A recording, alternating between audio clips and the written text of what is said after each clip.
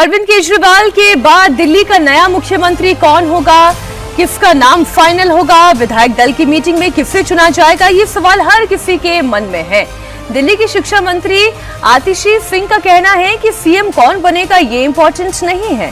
सौरभ भारद्वाज कह रहे हैं कि सीएम की कुर्सी केजरीवाल का इंतजार करेगी। सीएम कौन बनेगा ये इंपॉर्टेंट नहीं है, इंपॉर्टेंट ये है कि आम आदमी पार्टी की जब तक सरकार रहेगी वो दिल्ली की जनता के लिए काम करती रहेगी। लेकिन आज सबसे जरूरी हमारे लिए ये है जनता का फैसला। हम चाहते हैं कि अभी चुनाव की घोषणा हो और जनता अपना जनादेश दे कि क्या उनको लगता है अरविंद केजरीवाल ईमानदार है।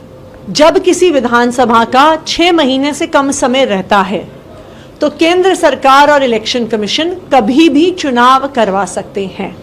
तो अगर चुनाव आयोग चाहे तो आज चुनाव की घोषणा कर सकती है कि जो मुख्यमंत्री की कुर्सी है ये कुर्सी अरविंद केजरीवाल का इंतजार करेगी और हम विधायक, मंत्री या जो मुख्यमंत्री बने उस सबका सिर्फ एक ही ध्येय होगा कि कैसे जनता की अदालत में इस अग्नि परीक्षा को पार करके अरविंद केजरीवाल जी को उनकी मुख्यमंत्री की कुर्सी पर बिठाया जाए।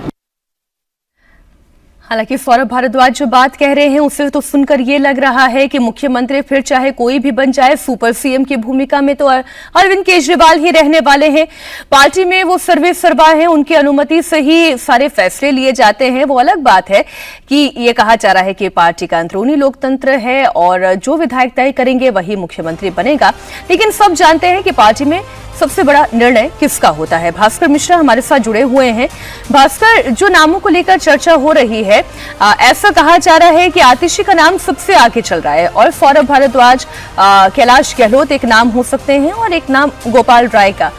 तो किनकी संभावना ज्यादा दिखाई देती है?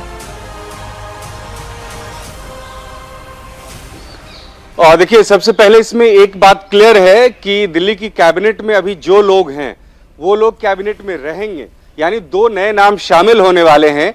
और इसका सीधा सीधा मतलब ये है कि जो लोग अभी कैबिनेट में हैं उन्हीं में से किसी एक का नाम हो सकता है मुख्यमंत्री के लिए।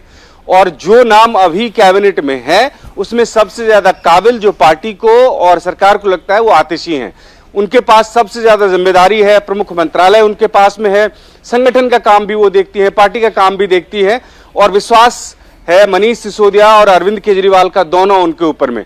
और इसके साथ साथ एक बड़ी जिम्मेदारी दिल्ली सरकार के पास में यह है कि विधानसभा चुनाव की घोषणा होने से पहले दिल्ली की जनता को जो उन्होंने वादा किया था कि महिलाओं को, सभी महिलाओं को 1000 रुपया प्रति महीना देंगे, उसको कैबिनेट में पास करवाना है, उसको लागू करवाना है। आतिशी के साथ प्लस पॉइंट यह है कि अधिकारी लेवल पे भी उनके संबंध अच्छे हैं, तो कैबिनेट के फैसले के बाद इसमें बहुत ज्यादा देरी ना हो ये प्राथमिकता है सरकार की और वो आतिशी के आने से आसान हो सकता है बनिस्बत किसी दूसरे मंत्री के। और आतिशी की भूमिका क्या है और क्यों महत्वपूर्ण है वो, क्यों उनका नाम सबसे आगे आ रहा है, ऐसे भी देखा जा सकता है कि कैलाश गहलोत के पास में पहले वित्त मंत्रालय, गृह मंत्रालय, ये तमाम चीजें उनके पास में थी।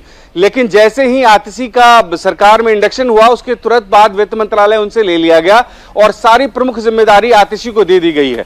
तो सरकार में अगर क्रमवार देखा जाए तो अरविंद, मनीष और उनके बाद अगर आप देखें तो आतिशी का नाम आता है। तो इस लिहाज से कहा जा रहा है कि हो सकता है कि आतिशी ही दिल्ली की अगली मुख्यमंत्री होंगी, लेकिन आधिकारिक रूप से इस पे मुहर लगेगा विधायकों की बैठक के बाद।